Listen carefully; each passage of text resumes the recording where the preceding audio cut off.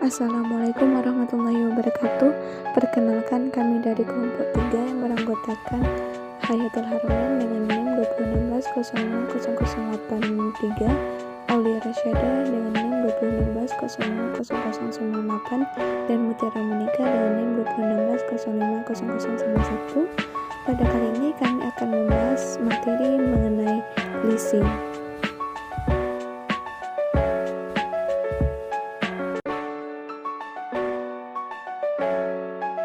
Baiklah, Assalamualaikum warahmatullahi wabarakatuh. Saya Hayatul Haramain dari kelompok 2 akan membacakan materi yaitu tentang definisi leasing. Definisi leasing itu sewa guna atau terkenal dengan nama leasing adalah suatu penetapan yang memberikan kepada suatu perusahaan untuk menggunakan dan mengendalikan aktiva-aktiva tanpa menerima hak atas aktiva-aktiva tersebut. Aktiva-aktiva tersebut merupakan barang-barang modal. Suatu lease adalah suatu persetujuan tertulis yang memberikan kesempatan pengguna aktiva, pemilik aktiva, lessor, dan pemakai aktiva lease. Leasing dikenal di Indonesia sejak tahun 1974 berdasarkan surat keputusan bersama Menteri Keuangan, Menteri Perindustrian dan Menteri Perdagangan nomor Kep 122/MK/4/2/1974, nomor 32/M/SK/2/1974, dan nomor 30/KPD/J/1974 tanggal 7 Februari 1974 tentang perizinan usaha leasing. Yang selanjutnya yaitu usaha leasing dapat diberikan kepada yang pertama itu lembaga keuangan, yang kedua badan usaha tersendiri baik perusahaan nasional maupun perusahaan sampuran. Beberapa ketentuan tentang leasing. Yang pertama yaitu perusahaan yang melakukan leasing adalah lembaga keuangan non-bank dapat melakukan kegiatan usaha leasing yang dapat dilakukannya sendiri atau mendirikan anak perusahaan subsidiari. Yang B yaitu perusahaan asing yang akan berusaha di bidang leasing harus berbentuk joint venture dengan perusahaan nasional. Yang kedua yaitu barang-barang yang dapat di-lease. Barang-barang yang dapat di-lease pada prinsipnya harus dimiliki oleh perusahaan leasing, diambil dari produksi dalam negeri. Yang B yaitu dalam hal barang-barang yang di-lease itu didatangkan dari luar negeri apabila dianggap perlu, maka barang tersebut oleh perusahaan leasing yang bersangkutan dapat diekspor kembali setelah jangka waktu leasing berakhir dengan syarat-syarat tertentu. Yang ketiga yaitu bidang usaha leasing. Yang A yaitu bidang usaha di mana dapat dijalankan adalah satu perhubungan, yang kedua yaitu manufacturing, yang ketiga yaitu pengusaha hutan. Yang B yaitu perusahaan menjalankan kegiatan leasing dilarang memberikan kredit atau pinjaman uang. Yang keempat yaitu penggunaan tenaga kerja warga negara asing harus mendapatkan persetujuan Menteri Keuangan. Yang kelima, yang dapat diperhitungkan sebagai komponen harga lease adalah yang A yaitu penyusutan dari barang modal yang di-lease. Yang B yaitu bunga yang ditanam dalam barang modal yang di-lease. Yang keenam, tingkat bunga yang dapat diperhitungkan setinggi-tingginya 8% setahun di atas prime rate Bank Indonesia. Yang ketujuh, pengusaha lease diharuskan mempunyai pembukuan yang baik serta lengkap dan baru sesuai dengan peraturan-peraturan yang berlaku di Indonesia. Yang kedelapan, perhitungan laba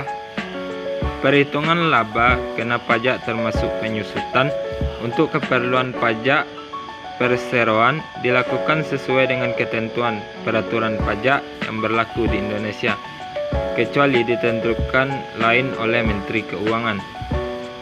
Yang selanjutnya itu sumber-sumber dana leasing. Sumber dana usaha leasing dapat berasal dari modal intern, yaitu modal di sektor paid up capital yang sejak tahun 1984 diubah menjadi 1 miliar bagi perusahaan swasta nasional dan 3 miliar bagi perusahaan joint venture. Yang kedua yaitu laba ditahan earning. Yang ketiga yaitu depresiasi. Yang selanjutnya yaitu manfaat leasing. Pembiayaan melalui leasing menciptakan beberapa keuntungan, antara lain yang pertama menghemat modal. Pemanfaatan sistem leasing memungkinkan pihak les menghemat modal kerja, karena untuk memulai produksinya les tidak harus menyediakan uang dalam jumlah besar untuk membeli mesin-mesin dan sebagainya. Yang kedua, sangat luas, fleksibel. Keluasan ini menyangkut berbagai aspek, antara lain struktur kontrak, besarnya sewa, jangka waktu kontrak, serta nilai sisa residu. Yang ketiga yaitu sebagai sumber dana. Sumber dana yang diciptakan usaha leasing adalah dari jenis sell and leaseback. Yang keempat, menguntungkan cash flow. Keluasan dalam menentukan besarnya sewa akan menguntungkan cash flow lease. Yang kelima yaitu menciptakan keuntungan dari pengaruh inflasi. Pembayaran sewa bersifat tetap dan dalam jangka menengah atau panjang. Oleh karena itu, nilai real sewa serta residu akan turun jika terjadi inflasi dalam perekonomian. Yang keenam yaitu sarana kredit jangka menengah dan panjang.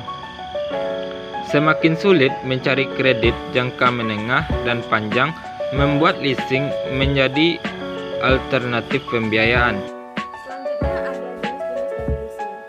Pada umumnya, leasing ini dikelompokkan menjadi 3 bagian. Yang pertama yaitu operating lease, yaitu suatu operasi lease yang tidak menyatakan adanya kewajiban berjangka panjang bagi lessee maupun lessee, dan biasanya boleh dibatalkan oleh pemilik atau pengguna aktiva setelah memberitahukan ketetapan tertentu. Sebagai contoh, suatu operating lease adalah sewa atau menyewa ruangan kantor atas dasar lease selama 2 tahun yang dapat dijangkau dan dibatalkan dengan pemberitahuan selama 6 hari. Yang kedua yaitu adanya service lease. Nah, service lease ini yaitu jenis lessor yang menyediakan baik pembiayaan maupun servis atau aktiva selama periode lease berlangsung, seperti komputer, mesin fotokopi, truk, dan barang-barang model lainnya yang disewakan. Ciri-ciri utama dari service lease ini yaitu yang pertama ada pemeliharaan masuk dalam biaya lease. Yang kedua ada peralatan tidak boleh diamortisasikan secara penuh, dan yang terakhir itu ada lease dapat dibatalkan. Dalam banyak kasus service lease ini boleh dibatalkan oleh pihak lease sendiri. Selanjutnya, macam-macam service lainnya boleh disediakan. Di samping peralatan dan pelayanan itu, service lease mungkin memberikan tambahan pelayanan atas dasar bagian aktiva dari leasing tadi. Yang selanjutnya yaitu ada financial lease. Financial lease ini merupakan suatu lease jangka panjang atas aktiva-aktiva yang tidak boleh dibatalkan oleh kedua belah pihak. Mengapa? Karena sebagai suatu sumber dana, financial lease pada dasarnya adalah suatu jenis yang sama dan alternatif sebagai pembelanjaan utang jangka panjang. Kemudian yaitu ada ciri-ciri financial lease adalah sebagai berikut. Yang pertama ada kewajiban yang pasti, yaitu suatu financial lease yang menyatakan suatu kewajiban yang pasti bagi suatu perusahaan. Yang selanjutnya yaitu ada periode jangka panjang. Periode jangka panjang pada financial lease ini dibuat meliputi suatu periode paling sedikit 1 tahun dan seringkali selama 5 atau sampai 10 tahun. Dan selanjutnya ada peralatan lease diamortisasikan secara penuh. terdapat dua bentuk financial lease, yang mana yang pertama itu ada strike lease, yaitu tipe lease tipe lease ini mewajibkan perusahaan membayar sewa selama masa pelayanan yang diharapkan tadi. Poin yang kedua ada finite lease, yaitu tipe lease ini memberikan beberapa kemungkinan pilihan-pilihan bagi lessee selama masa lease-nya. Selain itu, terdapat bentuk-bentuk leasing di atas tadi. Ada bentuk leasing yang lain, yaitu ada leverage leasing dan cross border lease. Adapun leverage leasing yaitu finance lease yang melibatkan selain lessor dan lessee juga pihak ketiga, yaitu ada credit provider. Peran pihak ketiga ini adalah lease sebagai pembiayaan sebesar 20% sampai dengan 40% harga barang modal, sedangkan sisanya dibiayai oleh pihak ketiga tersebut. Nah, yang selanjutnya itu ada cross border lease, yaitu usaha leasing yang melewati batas wilayah suatu negara. Dalam model ini diperlukan suatu penanganan khusus meliputi aturan hukumnya seperti dalam perpajakan. Baiklah, saya Auli Rasyada akan melanjutkan penjelasan materi berikutnya, yaitu tentang alternatif pemilihan pembelanjaan antara leasing atau membeli. Keputusan untuk membeli dengan dana atau leasing suatu aktiva diambil sederhana, yaitu meliputi yang pertama, keputusan untuk membeli atau meles akan menyangkut banyak aliran kas yang sudah umum. Yang kedua yaitu membeli atau meles tetap akan mendatangkan biaya operasi dan akan mendapatkan penghasilan. Yang mana yang pertama yaitu melesing atau membeli tanpa memperhatikan pajak. Kita anggaplah suatu peralatan seharga Rp 20 juta dan kita dapat meminjam uang sebesar 20 juta rupiah dengan biaya 5%, atau kita dapat meles sebesar 5.642.200 rupiah. Harusnya perusahaan meles atau membeli peralatan tersebut jika dianggap peralatan mempunyai masa pelayanan 4 tahun, karena telah diputuskan untuk memperoleh peralatan itu, maka keputusan hanyalah merupakan tipe pembelanjaan aliran kas dari kedua alternatif itu adalah sebagai berikut. Dapat kita lihat tabelnya, yaitu pada tabel perhitungan beli, pinjam, dan leasing. Nilai sekarang dari pengeluaran kas dengan leasing adalah sama dengan 5.640.200 rupiah, yaitu dikalikan dengan anuitas faktor diskon nilai sekarang selama 4 tahun dengan menggunakan tingkat bunga 5%, yang mana PV-nya yaitu 5.640.200 kita kalikan dengan 3,5460, yaitu dengan menghasilkan 20 juta rupiah. Dan dapat kita masukkan pada tabel berikutnya, yaitu aliran kas dengan faktor diskon kita kalikan, yang mana aliran kas dengan nilai 4.640,2 kita kalikan dengan diskon faktor yang senilai 3,5460, maka didapatkan nilai sekarangnya yaitu 16.454. Yang selanjutnya yaitu aliran kas dengan nilai 20 juta kita kalikan dengan 0,8227, yaitu dengan menghasilkan 16,454. Lalu sekarang kita anggaplah bahwa pembayaran les sebesar 5.800.000 per bulan dan pinjaman dibayar kembali pada akhir tahun keempat. Aliran-aliran kas dari dua alternatif pembiayaan itu adalah sebagai dapat kita lihat pada tabel berikut, yaitu pada tabel perhitungan aliran kas dua alternatif pembiayaan. Lalu hasil dari aliran kas investasi dari leasing ini kira-kira 3%. Dan seharusnya perusahaan meminjam dan membeli daripada lease karena hasil 3% adalah tidak layak untuk suatu investasi apabila biaya peminjam adalah 5%. Jadi dengan tingkat hasil 3% maka didapatlah hasil kita 3,5460 dikalikan dengan 4.800.000 yaitu dengan hasil 17.842.000. Selanjutnya 0,8885 kita kalikan dengan 20 juta dengan mendapatkan hasil yaitu 17.772.000 dan kedua hasilnya kita kurangkan dengan mendapatkan hasil 72.000. Lalu dengan menghitung nilai sekarang dari membeli dan meminjam yaitu kita 3,5460 kita kalikan dengan 1 juta dengan mendapatkan hasil 3.546.000. Selanjutnya 0,8227 kita kalikan dengan 27 dan kita kalikan dengan 20 juta maka didapatlah hasil senilai 17.770.000. Maka jumlah keduanya kita tambahkan dengan mendapatkan hasil 20 juta. Jadi nilai sekarang dari leasing yaitu 3,54560 kita kalikan dengan 5.800 mendapatkan hasil 20.566.000.